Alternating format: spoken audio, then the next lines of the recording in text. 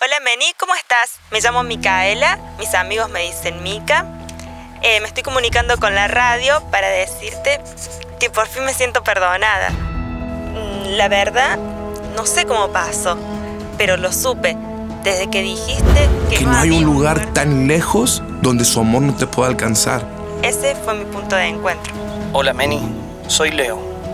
Estaba a punto de hacer una cosa que realmente no quería hacer. Wow, hasta que supe que a Dios no le asustaba mi pecado. Le derrite tu corazón. Jesús me salvó de lo que estaba por hacer. Hola Meni, ¿cómo andas? Soy Mario. Te cuento que mi punto de encuentro fue esa vez que... Hoy volvemos donde todo comenzó. Y eso me llevó a reconciliarme con el Padre. Hola Meni, mi nombre es Ana.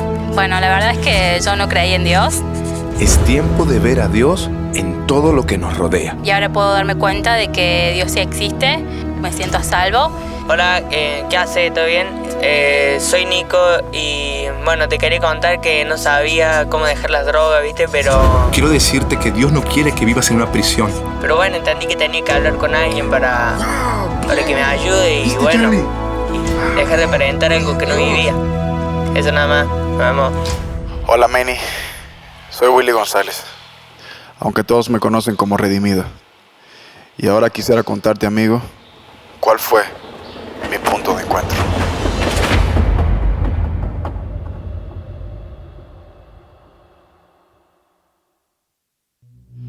Esto pasó en un barrio de República Dominicana. Nunca olvidaré que fue un domingo en la noche. Fue algo como así. Caí en el suelo moribundo, temblaba, mi respiración menguaba más y más cada segundo. Una sobredosis de sustancia entre ignorancia fue la nota que marcaría el curso de mi existencia. Se va a morir, decían. Se desmayó, decían. Hay que llevarlo a un hospital, se va a morir, decían. Entre sí se confundían, pero no veían una guerra espiritual que ante sus ojos sucedía. Vino un lobo gris y hambriento, listo para devorar su presa tirada en el pavimento. Y justo en el momento en que iba a devorarme, apareció un león que vino a rescatarme. Y aquel lobo aullaba, pero el león rugía, y mientras más lo hacía, el lobo retrocedía.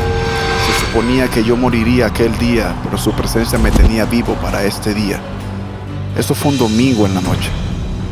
Y el lunes en la mañana, daba vueltas y vueltas en mi mente el pensamiento de: ¿será Dios el que me está llamando?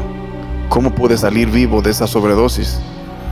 Entonces, llevando una compra a una señora a su casa, en el trabajo donde laboraba, caminando por la calle me encontré con un varón frente a una cafetería y entablamos una conversación. Me dijo: muchacho, tú tan joven y fumando, es que no te das cuenta que eso te está matando. Le dije como burla: usted tiene razón, pero seguí con mi cigarro y él me miraba con compasión. Me preguntó que cuántos años yo tenía y yo le dije 19 mientras que me reía. Me dijo: oye, ¿y nunca te han hablado de Jesús? Y yo le dije: sí, panita, el que murió en la cruz. Pues búscalo, entrégale tu vida, que Él te ama. Y yo le dije: lo he pensado, pero la calle me llama. Me puso la mano en el hombro y me miró a los ojos. Y lo que me dijo me puso el cuerpo flojo, que yo estaba trabajado y cargado por el pecado, pero que Cristo dio su sangre para que descanse perdonado. Salí de ese lugar llorando y mirando al cielo, y el cigarro que yo tenía se me cayó en el suelo, y mientras más lloraba, más libre me sentía. Al cielo yo clamaba, y desde ese día ya no más arrebato, no más resaca. Soy redimido y de aquí nadie me saca. Pero ¿sabes qué, Manny? Ahora me encantaría saber cuál fue tu punto de encuentro.